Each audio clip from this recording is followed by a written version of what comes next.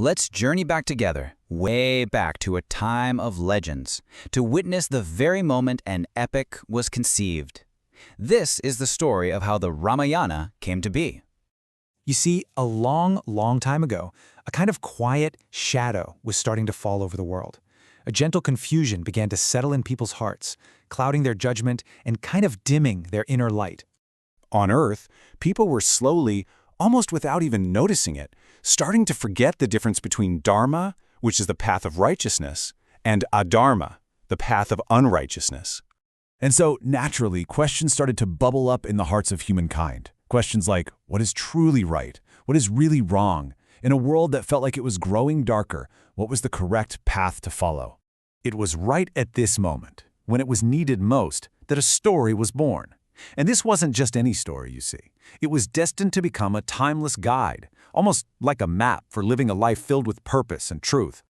And that story, of course, is the story of the Ramayana. Our journey begins at its very source.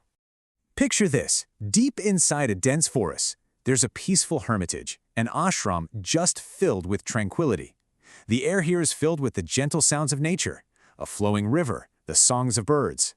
And here, sitting deep in meditation, is the great sage, Maharishi Valmiki. This was a man who, through incredible penance and self-reflection, had transformed himself completely, turning a once hardened heart into a pure vessel of wisdom. Into this deep quiet comes a divine sound. The sweet, heavenly music of a veena fills the air as the celestial sage Narad descends from the heavens. Valmiki opens his eyes and rises to greet this divine visitor with great respect. After they exchange greetings, Valmiki asks a question that's been weighing on his mind for a long time. He asks, "O revered Narada, tell me, is there any man in this world today who is truly ideal?" Now, Valmiki's question is very specific. He's searching for someone who has this rare mix of qualities. A person who always speaks the truth, who follows the path of Dharma, and this is the tough part, is incredibly powerful but remains completely humble. Hearing this profound question, a knowing, gentle smile spreads across Narada Muni's face. He already knows the answer. He knows the exact man that Valmiki is describing. And he replies, "Yes, Maharishi, such a man does exist. He is the prince of Ayodhya, the son of King Dasharatha, and his name is Ram." Narada then describes Ram's unwavering character. He tells of a man who gave up an entire kingdom just to honor his father's promise. A man who accepted 14 years in exile without a single complaint, and who never, not for a single moment, strayed from the path of what was right. After Narada departs, Valmiki is walking by the river, his mind just filled with this incredible story of Ram. And there, he sees a pair of croucher birds, completely lost in a beautiful moment of joyous, loving connection. But this perfect, peaceful moment is just shattered in an instant. Suddenly, a hunter's arrow flies through the air, and it strikes with a cruel, terrible precision. The male bird falls lifeless to the ground, and his partner, seeing this, lets out a heart-wrenching cry, a sound of pure agony and grief. Their perfect union destroyed.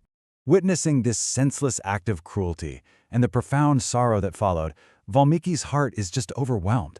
He's filled with this immense, compassionate pain, a feeling known in Sanskrit as karuna. And from the depths of this incredible sorrow, words just flow out of him, completely unprompted. A curse, a lament. "O hunter, may you never find peace or rest for all your years, for you have killed one of this pair while it was lost in the bliss of love." Now, these words, born from pure sorrow, were structured in a perfect rhythm, a perfect meter. This was something brand new. It was the world's first shloka, the very first poetic verse. It said that poetry itself was born from this single moment of pain. This event was so significant, so important, that at that very moment, the creator of the universe, Lord Brahma himself, appears right before the sage Valmiki. And Brahma gives Valmiki a divine mission. He says, "O Valmiki, the verse you just spoke was inspired by me. Now, using this very same poetic meter, you will write the entire story of Ram.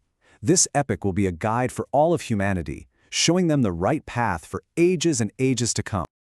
Valmiki accepts this divine purpose and returns to his hut. He sits down, takes up his stylus and fresh palm leaves, and prepares to begin this monumental task. And that's how it happened. From a sage's profound question and a moment of overwhelming compassion, the world's very first epic poem was born. The Adi Kavya, the first poem, the Ramayana. But as the epic itself teaches us, every ending is really just a new beginning. The story of the Ramayana has only just been conceived. Join us next time as we witness the incredible splendor of the kingdom of Ayodhya and the divine birth of Ram.